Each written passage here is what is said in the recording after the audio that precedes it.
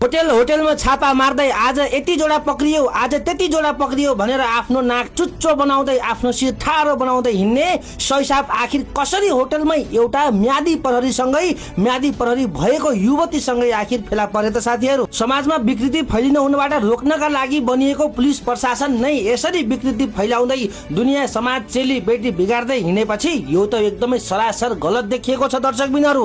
आखिर तिनी यसरी कसरी छोपिए त रङ्गे हात होटलमा भन्ने कुरा सबैभन्दा ठुलो महत्त्वपूर्ण कुरा छ साथीहरू। र अहिले यही कुरा मात्रै चौतर्फीतिर आलोचना भइरहेको छ।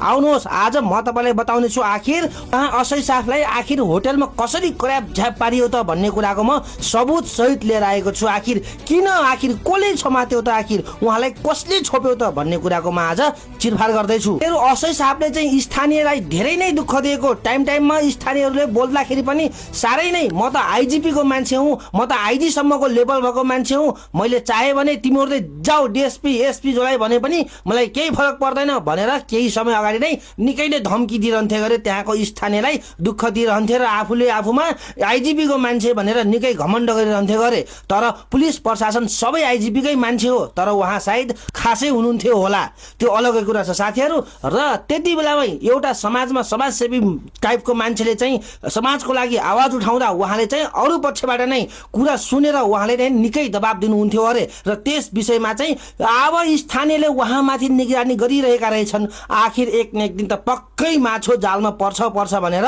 र ध्यान दिँदै आखिर उहाँलाई यी महिला पनि नौबिसेबाट गएर त्यो ठाउँमा असै सापुताबाट आएर होटलमा पसिरहेको निगरानी गरिरहेका रहेछन्। आखिर यसरी उनलाई छोपेका रहेछन्। त्यस पश्चात दुश्मनी जस्तो रहेछ साथीहरू त्यहाँनिर यो भिडियो हेर्नुहोस् त ल। गणेश श्रेष्ठ जी हुनुहुन्छ आइजिपी को उहाँ मान्छे भन्दा धेरै भकुन्डे विषयमा पावर देखाइरहनु भएको उहाँ महिला उहाँ म गाडीबाट झरेको पनि देखेको छु। उहाँले कसरी नौबिसबाट आउनु भएको छ कुनै स्टाइलले त्यो पनि हेरेको छु मैले। गणेश श्रेष्ठ उहाँ हेर्नुहोस् यहाँको भकुन्डे विषय इन्चार्ज पुरै एसपी साहबले पनि भन्दा मान्दिनँ को त यहाँको पब्लिक को म सिधै आइजिपी को मान्छे भनेर उहाँले भन्नुहुन्थ्यो। स्वयं म आफैलाई थुनिदिनु भएको यहाँको जनताको बारेमा बोल्दाखेरिमा उहाँले हो। प्रहरी सहित आएको छौँ हामी त्यतिकै होइन। हेर्नुहोस् उहाँ कति आतुरमा हुनुहुन्छ उहाँको फ्यामिली होला उहाँको श्रीमती हुनुहुन्छ होला उहाँको छोरा हुनुहुन्छ होला यो भिडियो उहाँसँग अवश्य पुग्नेछ। मलाई उहाँले दुःख दिनुभएको उहाँले मलाई पिटी लानु भएको तर एक थप्पड न्यानो उहाँले हल्ला गर्नुभएको मलाई कसै कुनै पिटाएको थिएन। उहाँले हो जिल्लामा रहनुभएको राजेन्द्र ढुङ्गेललाई फोन गरेर त्यसलाई मुद्दा चलाउनु पर्छ भन्ने मान्छे उहाँ नै हो।